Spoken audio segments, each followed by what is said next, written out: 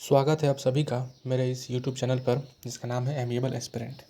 आप सभी ने अपना आंसर की से मार्क्स मिला लिए होंगे। रेलवे ने कल शाम 6 बजे एनटीपीसी ग्रेजुएट लेवल का आंसर की जारी कर दिया था। तो आप सभी ने अपने मार्क्स मिला लिए होंगे और आशा करते हैं आपके उम्मीद के अनुसार ही मार्क्स आए हों आपको। और अगर नहीं आए या कम आए, क्या कारण रहा, इसके बारे में बात चर्चा करेंगे अभी। क्योंकि ये मेरा वीडियो बनाने का मकसद यही है कि अब तो आंसर की आ गई, अब आगे क्या करना, क्या है आखिर। आप जैसा चाहते थे वैसे नंबर आए या नहीं आए, मैथ्स में गलती हो गई, रीजनिंग बना नहीं पाए, समय नहीं मिला, या फिर GK out of the box पूछ लिया गया, इस समस्या सबके साथ रही। तो इसके बारे में चर्चा करेंगे कि क्या करना है, क्या सीखा आपने इस एग्ज़ाम से। और अगर आप अभी तक चेक नहीं किया है आपने अभी तक, तो इसे जाइए चेक कर लीजिए। वेबसाइट अब अपने आसानी से चल रही है, आपको लिंक मिल जाएगा रैंक मित्रा के टेलीग्राम चैनल पर, मैं इसका लिंक आपको डाल दूँगा। तो जाइए चेक करिए और बात करते हैं आगे आगे क्या करना है। तो फ़िलहाल मेरे पास एक पीडीएफ है जो कि मैंने रैंक मित्रा के ऑफिशियल टेलीग्राम चैनल से डाउनलोड किया है। इसमें आप देख सकते हैं कि लगभग 3 लाख के आसपास स्टूडेंट ने मार्क्स अपने चेक कर लिए हैं। तो यानी आपको बस एक 3 लाख का एवरेज डेटा मिल जाएगा, जिसके आधार पर अपने आप को कंपेयर कर सकते हैं। एग्ज़ाम का लेवल कैसा था ये आपसे छुपा नहीं है, और ये सिंपल सा आपको नज़र आ रहा होगा कि 90 से अधिक किसी के स्कोर नहीं दिख रहे हैं आपको। और 90 से अधिक नहीं दिख रहे हैं, इसका सीधा सीधा मतलब है पेपर का लेवल अच्छा था। और अच्छा था इसका मतलब कि पेपर का लेवल काफ़ी अच्छा था। आप अगर आगे देखेंगे तो 85 से अधिक सिर्फ 73 स्टूडेंट्स के मार्क्स हैं। 85 से अधिक सिर्फ 73। फॉर्म कितने लोगों ने भरा था? लगभग 50 लाख से ज़्यादा। टू बी प्रिसाइज 58 या 60 के आसपास भरा था। लेकिन मार्क्स बहुत ज़्यादा वेरी कर रहे हैं। पेपर का लेवल अच्छा बनाया गया था। अच्छा था कि इरिलेवेंट था, इसके बारे में फ़िलहाल बात नहीं करना। लेकिन पेपर का लेवल अच्छा था, और इस पीडीएफ में अगर आप देखोगे तो आपको शिफ्ट वाइज एवरेज डेटा भी मिल जाएगा कि आपका किस दिन पढ़ा था और किस उस दिन के हिसाब से एवरेज मार्क्स कितने हैं। और नॉर्मलाइजेशन इसमें होगा, इसमें साफ साफ पता चल रहा है कि सबसे टफेस्ट शिफ्ट यानी सबसे ऐसा शिफ्ट जिसमें सबसे कम एवरेज मार्क्स थे वो 46 था।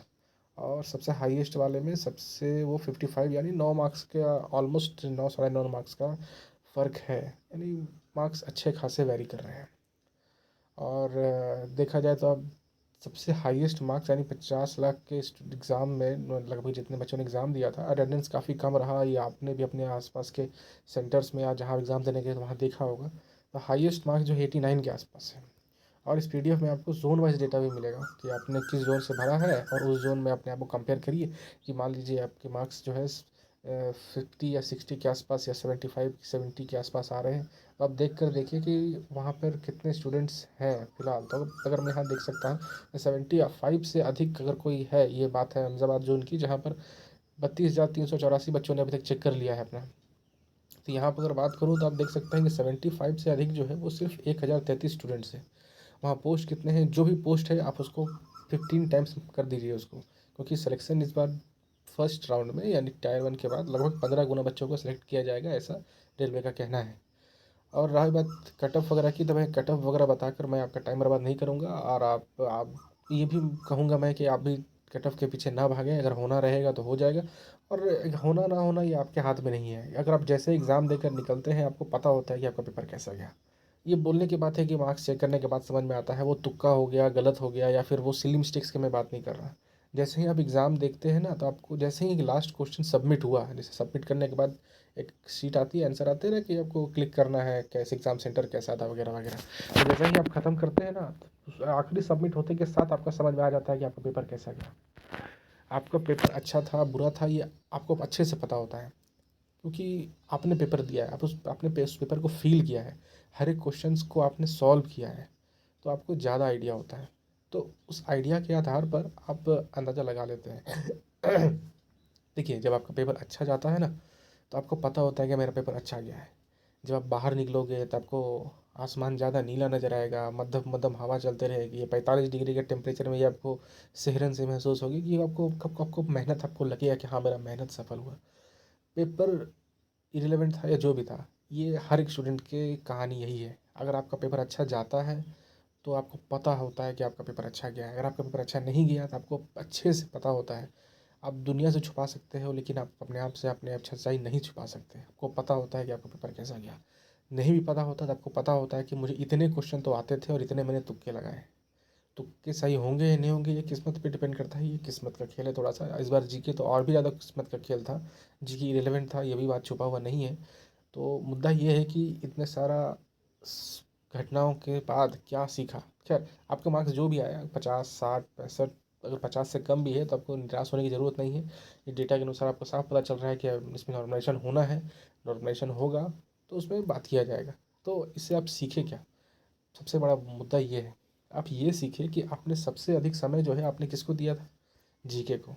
अपने दिल पर हाथ रख कर सोचिए, क्या मैं सही हूँ? हाँ, आपने बहुत ज़्यादा समय जीके को दिया। क्यों? आपने सोचा कि जीके 40 मार्क्स का है, मैं जीके पढ़ के सिलेक्शन ले लूँगा। ऐसा नहीं होता, आपको पेपर बैलेंस करना पड़ता है, और ख़ास करके ऐसा पेपर जहाँ पे जीके बहुत ज़्यादा ही, यानी बहुत ज़्यादा आपको पता होता है कि रेलवे क्या पूछेगा। जब अगर आप रेलवे एग्ज़ाम दे रहे हैं तो पक्का आपने एसएससी एग्ज़ाम जरूर दिया होगा। जब एसएससी में 25 क्वेश्चंस में आपको अंदाज़ा नहीं मिलता कि जीके क्या पूछ रहा है क्या नहीं पूछ रहा, तो 40 क्वेश्चन में अंदाज़ा लगाना सही में मुश्किल होता है।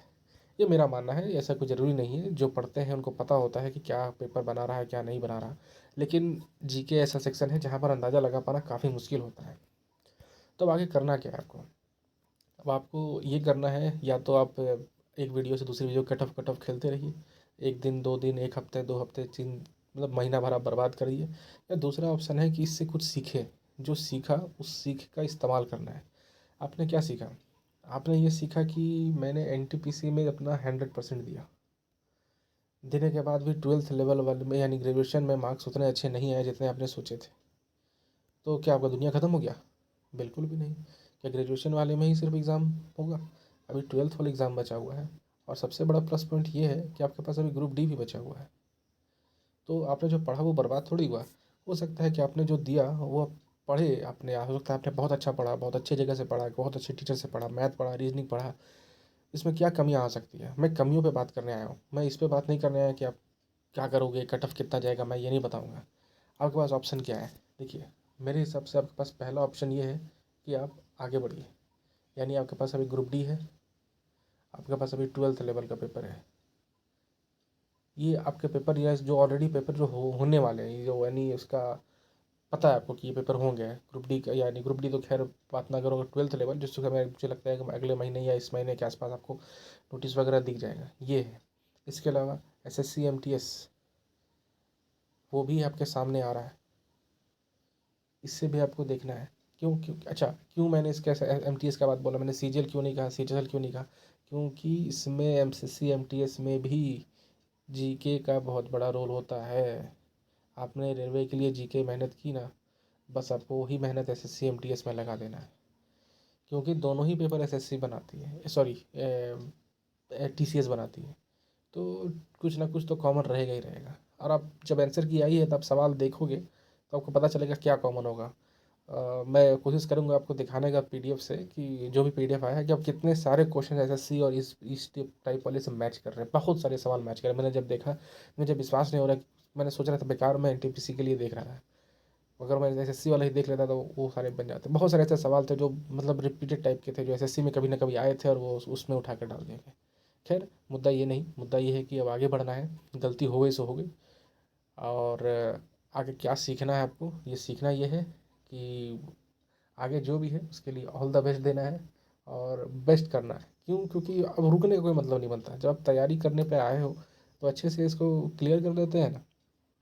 पीछे क्या रखा है? पीछे कुछ नहीं रखा है। जो है आपके सामने है।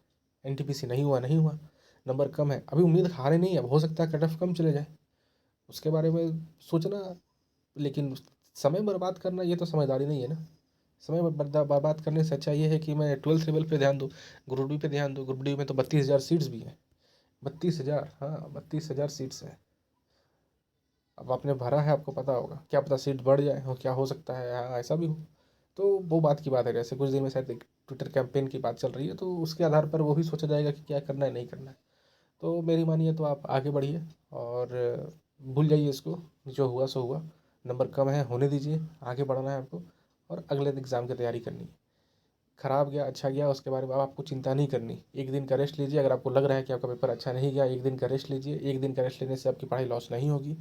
और आगे बढ़ना है। ये आपको सोचना है और आगे बढ़ना है, बस नहीं कह रहा था मुझे।